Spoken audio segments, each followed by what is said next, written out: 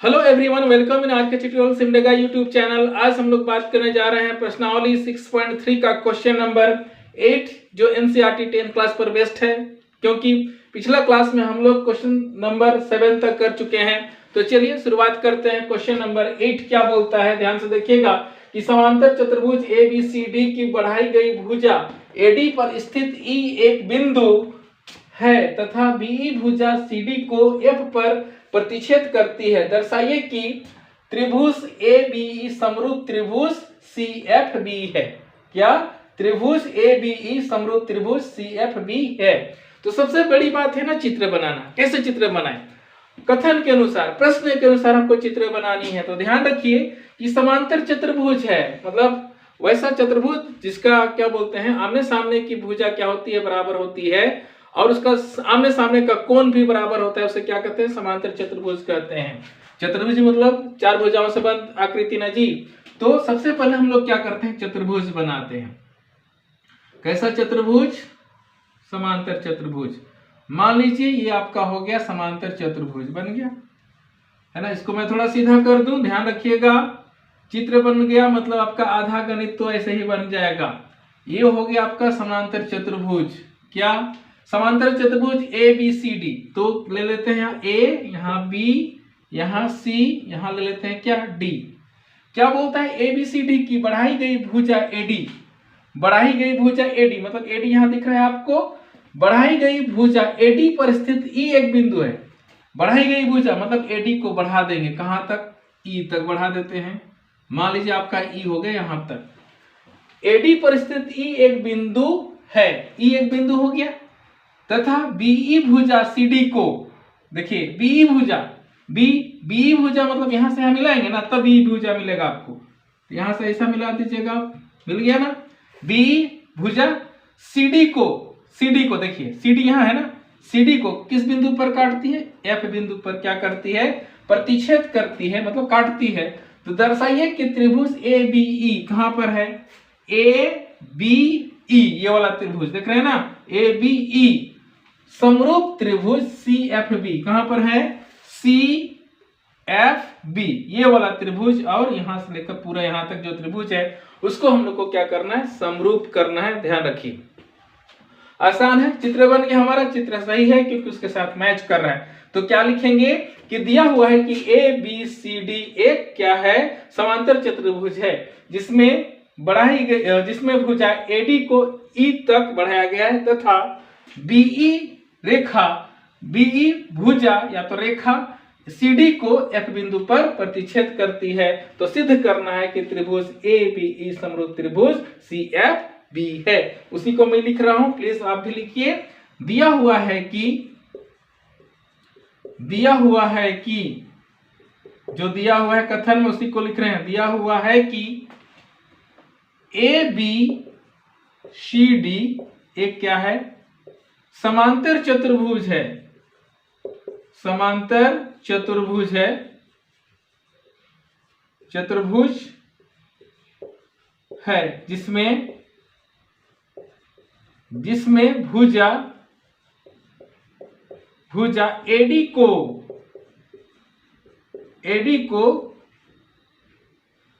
को कहां तक बढ़ाया गया है? AD को E तक बढ़ाया गया है तथा BE भुजा लिखा हुआ है, देखिएगा BE भुजा लिखा हुआ है ना, तो इसी को मैं लिख रहा हूं। BE भुजा या रेखा क्या? CD को कहां? F बिंदु पर प्रतिच्छेद, F बिंदु पर क्या करती है? प्रतिच्छेद करती है। F बिंदु पर प्रतिच्छेद करती है हो गया। कहां पर? F बिंदु पर प्रतिच्छेद करती है। आ जाइए। तो सिद्ध करना है कि, पैराग्राफ चेंज करके ना, तो सिद्ध करना है कि, इसको हमेशा पैराग्राफ चेंज करके लिखिएगा। तो सिद्ध करना है कि तो सिद्ध करना है कि क्या सिद्ध करना है, ये वाला को लिखेंगे ना, सिद्ध करना है इसको। त्रिभुज ABE समरूप त्रिभुज क्या है, CFB। यही आपको क्या करना है, लाना है। इसको मैं थोड़ा ठीक से बनाऊं, मैं बार बार हर एक क्लास में बोलता हूं, इसको आप थोड़ा ढंग से बनाइएगा। इतना हो गया, दिया हुआ है और सिद्ध करना हो गया। रचना या बनावट में आते हैं तो उसकी आवश्यकता ही नहीं है, तो बिना रचना या बनावट का भी हो जाएगा, इसलिए आते हैं प्रमाण। किसमें, प्रमाण में आ जाते हैं। प्रमाण बहुत आसान है गणित। प्रमाण कहां शुरू करें, यहीं से, जो त्रिभुज लिया गया ना उसी में देखिए। त्रिभुज क्या ABE तथा त्रिभुज किसमें, CFB में, इसे शुरू कर रहे हैं। ध्यान दीजिए, देखिए कहां पर ये क्या है, ABCD एक क्या है, समांतर चतुर्भुज है। समांतर चतुर्भुज की आमने सामने की भुजा क्या होती है, समांतर होती है। तो क्या लिखेंगे में, क्या हो जाएगा, AD समानांतर क्या है, BC। क्या है, AD समानांतर क्या है, BC। ये भुजा, ये वाला और ये क्या है, समानांतर है ना, AD समानांतर BC, क्योंकि समांतर चतुर्भुज है। जब ये AD और BC समानांतर हो गया तो देखिए इसी AD भुजा को ना E तक बढ़ाए हैं, तो क्या हो जाएगा, AE समानांतर क्या, BC। इसलिए लिख सकते हैं, या तो नहीं भी लिखेगा तो भी चलेगा, क्योंकि आपको पता है कि AD भुजा को E तक कहां क्या किया गया, बढ़ाया गया है, इसलिए डायरेक्ट लिख देंगे AD समानांतर BC। तो यहां पर क्या देख रहे हैं, यहां से इस तरह का ये Z दिख रहा है ना, Z, यहां से देखिए मेरा मार्कर को, यहां से यहां, फिर यहां से आया, फिर यहां, तो ये समांतर रेखा को तिर्यक रेखा काट रही है ना, AB को हम लोग क्या बोल सकते हैं, तिर्यक रेखा ऐसा काट रही है।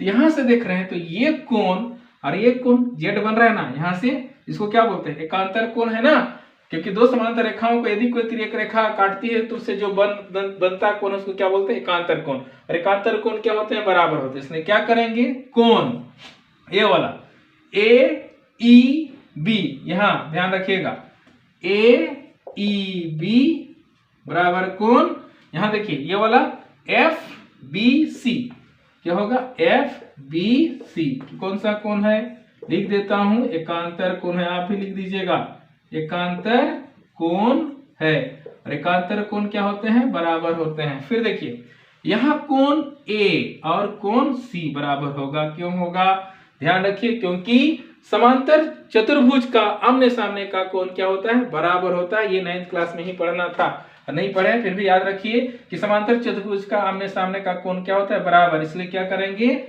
कोण A बराबर क्या कर देंगे, कोण C। शॉर्टकट लिख रहे हैं, इसको साफ दिख रहा है, कोण A और कोण C पता चल ही रहा है, इसीलिए कोण A बराबर कोण C क्या लिख देंगे यहां पर, समांतर चतुर्भुज का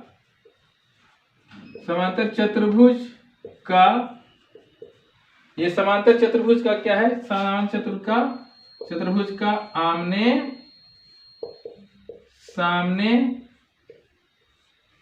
समांतर चतुर्भुज का आमने सामने का बना कोण है, क्या बना कोण है। या तो आप ऐसा भी लिख सकते हैं, समांतर चतुर्भुज के आमने सामने का कोण क्या होता है, बराबर होता है, का कोण है, मैं लिख देता हूं, है ना, समझ में आ जाना चाहिए कि समांतर चतुर्भुज का आमने सामने का बना कोण है ना। या तो आप समांतर चतुर्भुज के आमने सामने का कोण क्या होता है, बराबर होता है, ऐसा भी लिख दीजिएगा तो भी चलेगा। अब देखिए दोनों त्रिभुज में ABE मतलब यहां से बड़ा वाला त्रिभुज, फिर CFB में क्या देख रहे हैं कि कोण C और कोण B बराबर, यहां ये वाला कोण और यहां मेरा मार्कर आप देख रहे होंगे, फिर ये कोण और ये कोण बराबर हो गया। जब दो कोण बराबर, तीसरा कोण क्या हो जाता है, ऑटोमेटिक बराबर ना, तो इसलिए हम यहां लिख देते हैं त्रिभुज कौन सा, ABE, त्रिभुज ABE क्या हो जाएगा, समरूप त्रिभुज CFB, है ना। कहां से, कोण कोण समरूपता से, कोण कोण समरूपता से, है ना। ये म है, मैं ठीक से लिख दूं ताकि आपको डाउट ना हो, समरूपता से हो गया।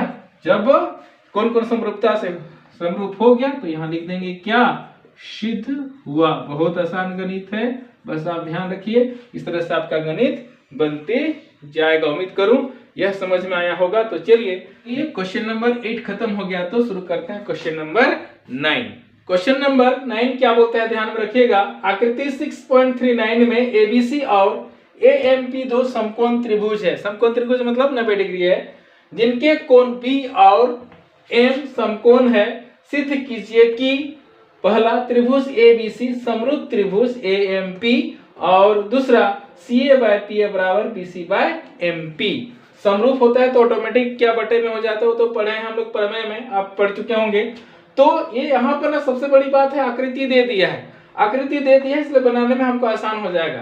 तो ध्यान रखिए ABC कहाँ पर है, ABC ये हो गया, और AMP कौन वाला AMP है, जिसमें कोण B और M समकोण है। मतलब देख लीजिए यहाँ B और M समकोण है, ये चिन्ह भी मैं डाल दिया हूँ, M समकोण है। सिद्ध कीजिए त्रिभुज ABC और समरूप त्रिभुज AMP। तो इसी को क्या करना है, लिख देना है, बहुत आसान है। चलिए लिखते हैं। दिया हुआ है कि, जहां से है वहीं से हम लोग लिखते हैं। दिया हुआ है कि, आसान है, दिया हुआ है कि क्या दिया हुआ है, ध्यान रखिएगा। दिया हुआ है कि ABC, दिया हुआ है कि आकृति में डाल देते हैं क्योंकि दिया है आकृति, इसलिए दिया हुआ है कि आकृति में ABC तथा दिया हुआ है कि आकृति में ABC तथा AMP दो क्या है, समकोण त्रिभुज है, समकोण त्रिभुज है, जिसके या तो जिसमें भी लिख सकते हैं, जिसके कोण कौन सा B और क्या M, B और M क्या है, समकोण है, B और M क्या है, समकोण है। या तो यहां पर ना आप लिख सकते हैं जिसमें कोण B बराबर क्या, सॉरी, कोण B बराबर कोण M बराबर 90 डिग्री लिख सकते हैं, क्योंकि समकोण का अर्थ तो क्या होता है, 90 डिग्री ना। तो दिया हुआ है कि आकृति में ABC तथा AMP दो समकोण त्रिभुज है, जिसके कोण B और M क्या है, समकोण है। तो सिद्ध करना है कि क्या, तो सिद्ध करना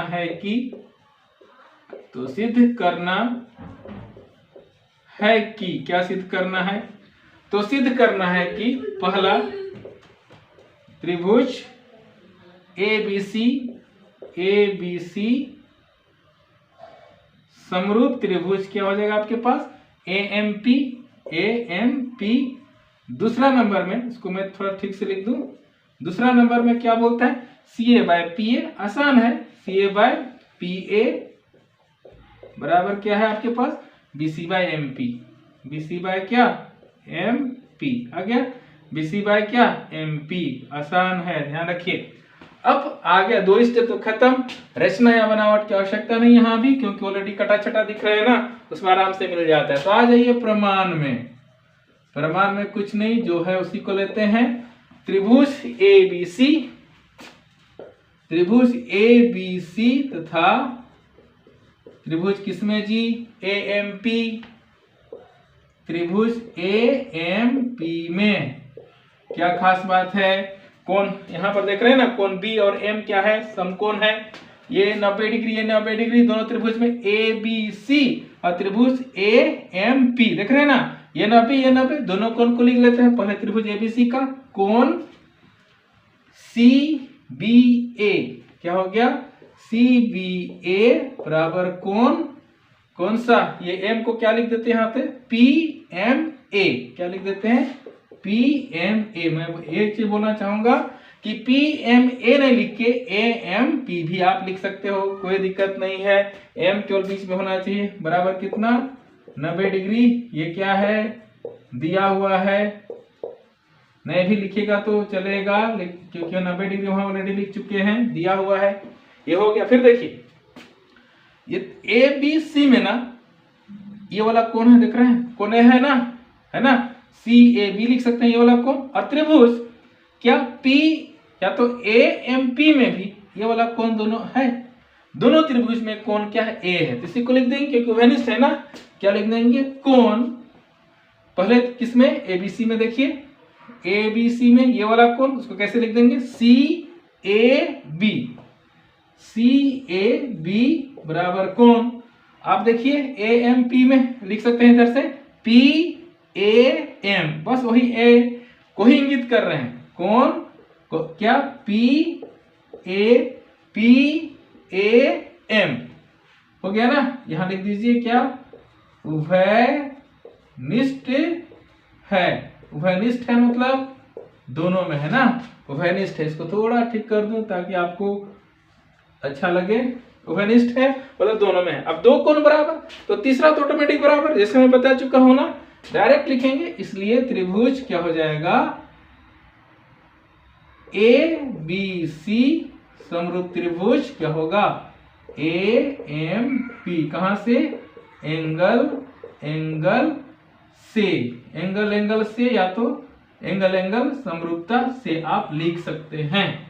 पूरा ही लिख दूं क्या, पूरा ही लिख देता हूं ताकि आपको भी डाउट ना रहे, है ना। एंगल समरूपता से, एंगल समरूपता से आ गया ना, एंगल समरूपता से, खत्म। अब समरूप हो गया तो नीचे क्या लिख दीजिए, सिद्ध हुआ, खत्म ना। हाँ लेकिन एक क्या है, यहाँ पर पहला नंबर है ना, तो मैं क्या कर दूं, इसको पहला नंबर लगा दूं। थोड़ा सा एडजस्ट कर लेते हैं, यहाँ पर पहला नंबर लगा दिया या त्रिभुज यहाँ में डाल दिया, समझ में आ रहा होगा। इसको मैं थोड़ा बड़ा कर दूं क्योंकि त्रिभुज दिखना चाहिए, तो त्रिभुज एबीसी हो गया ना। ये पहला नंबर हुआ, ध्यान रखिएगा, क्योंकि यहाँ दो नंबर लगाया हुआ है ना, ये पहला नंबर, ठीक।